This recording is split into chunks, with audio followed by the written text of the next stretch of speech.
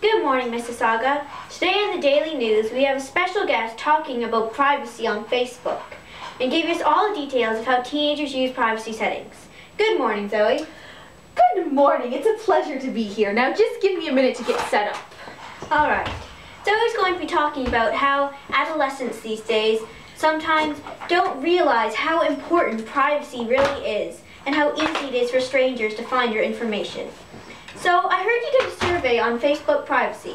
Yes, as a matter of fact, I did. I surveyed 26 students from Camilla Road Senior Public School in Mississauga on whether they use privacy settings. And what I discovered is that out of the 26 students surveyed, 5 of these students actually don't use any privacy settings at all and allow complete strangers to view their profile. Wow.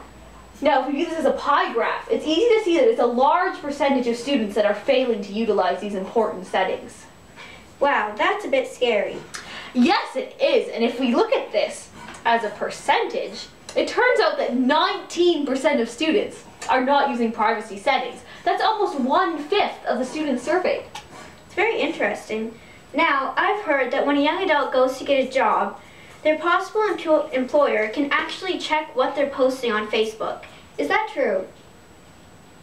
Ma'am? Oh, yes, it actually is true. What students are failing to realize is that when their Facebook privacy settings are set to open, that means that anyone can view them, and that includes potential employers.